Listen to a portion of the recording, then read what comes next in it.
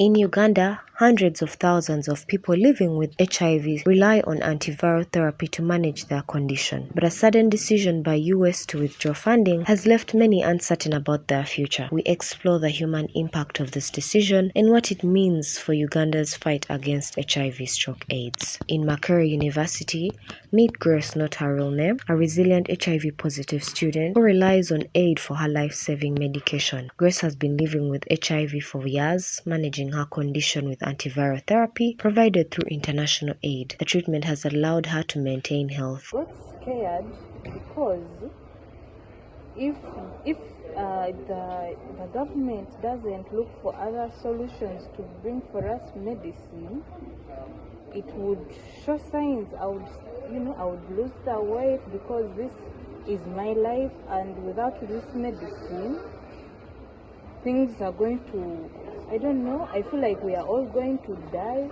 Everyone on the internet is saying Uganda kufa. So it is a very, very scary situation.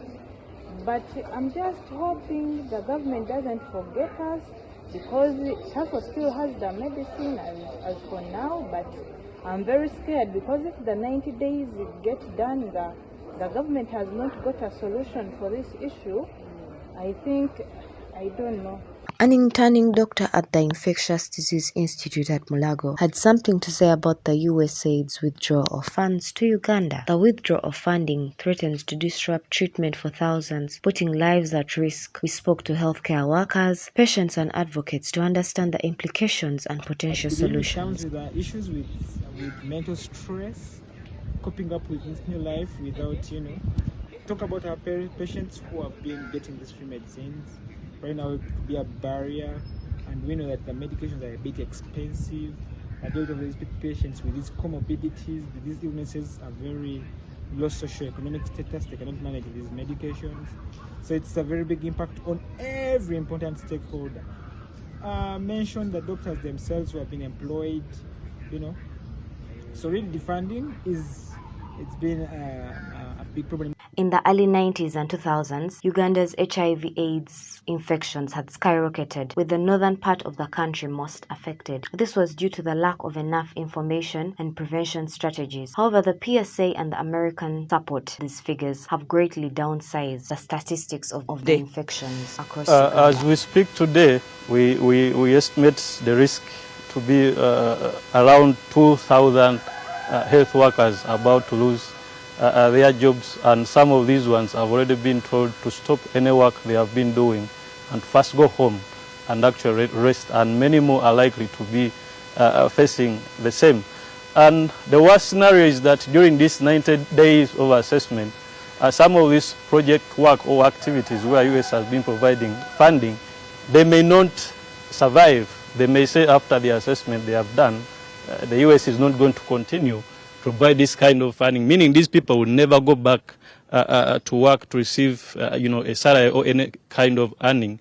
And when you look at 2,000 health workers, including doctors, nurses, lab technicians, it is a very big number of health workers. And in Uganda today, we have been facing a challenge of many juniors, more so the medical officers, about also 3,000. We have been advocating for to be deployed to Health Center 3s to start working. Now you see the number of unemployment among health workers is going to swell to about 5,000. So we think as Uganda Medical Association, number one, to help the clients or the Ugandans who are going to suffer, who have been receiving services, HIV/AIDS services like ARVs, prevention of malaria and distribution of NAIDS, family planning services, increasing maternal child health survival. The government, since we are in the budget process right now. The Ministry of Health has issued a statement regarding the 90-day suspension of funds by the United States under the Trump administration. Public Relations Officer Ministry of Health addresses the concerns and clarifies the impact on healthcare services of aid to countries like Uganda for a period of 90 days to allow review of the various agreements under which that aid was being extended. So Uganda has been receiving support mainly through the Centers of Disease Control and Prevention, which is CDC, United States Aid for International Development, that is USAID, and also PEPFAR, where there is support towards HIV AIDS prevention programs. So that meant that with this suspension, some staff in country had to have their contracts terminated for that period until further communication. So some of these staff were working within our health facilities. For instance, there are those ones who were manning the AIDS treatment, antiretroviral treatment clinics within our facilities that were being paid under the USAID funding. So that meant these people are now not at our facilities. That includes any other support that has been coming in terms of, for instance, support to the behavior change campaigns. I hope you are aware of programs like Oblamu that would run messages on TV. But I wish to emphasize that later on there was clarity that some programs like HIV treatment were given a waiver. So that support continues to come, and also now we have the outbreak of Ebola, which still the US government is extending financial support towards the response. So it's not Makerere University Hospital serves a large and diverse patient population, including those living with HIV/AIDS, cancer, and other chronic conditions.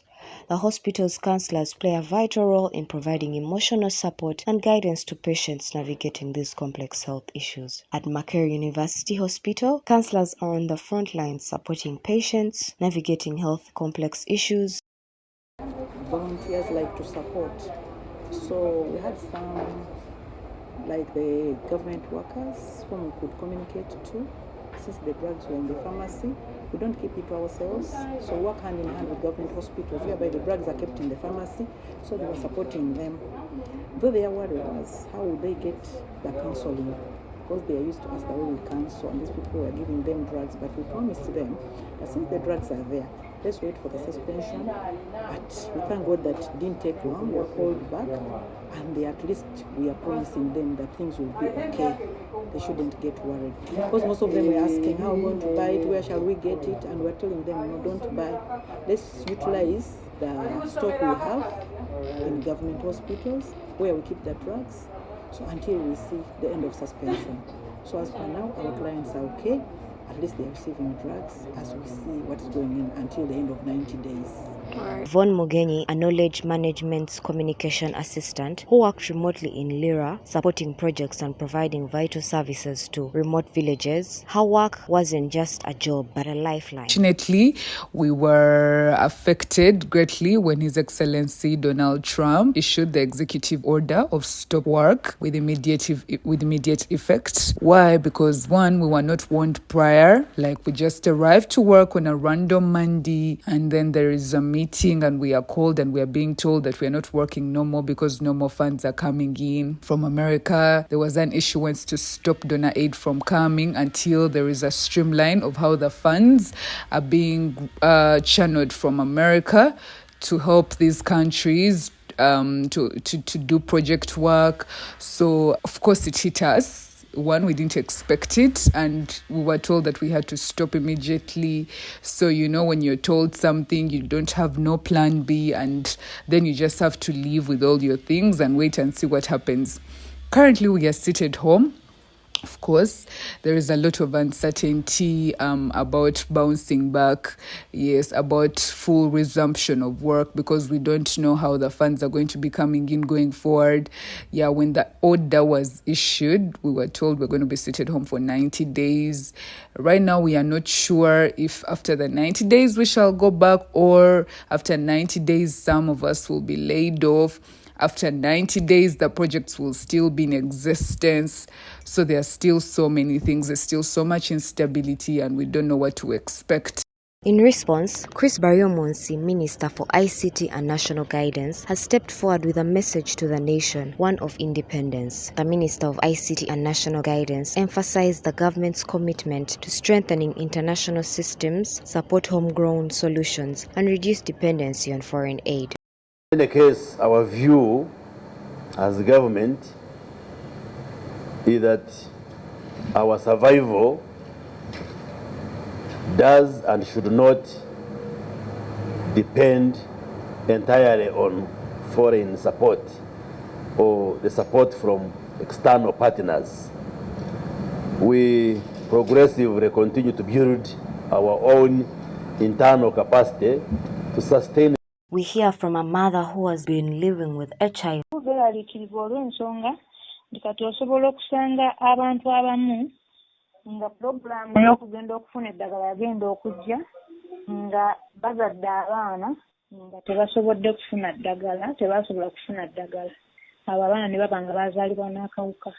Ne babaawo n'eno pulogulaamu yajjira abaana ababadde bazaalibwa nga bamaama balina akawuka naye ng'ate bafuna eddagala okusobola okuziyiza abaana abo obutakwatibwa. Kati beebuuzaamu nabo ku lwabwe nga bw'ogamba nti kigenda kubeera kitya singa eddagala eryo liba teryeyongedde kujja mu Uganda ng'obuyambi obwo bukoze tebukomyewo nga babuyimirizza. This mother's story is just one among many. The suspension of foreign aid has deeply affected many. But even in these hard times, Uganda stands strong. Doctors continue to serve, communities come together. This story is not about loss, but about courage, unity, and the strength of a nation. Those who are affected and infected by the HIV/AIDS.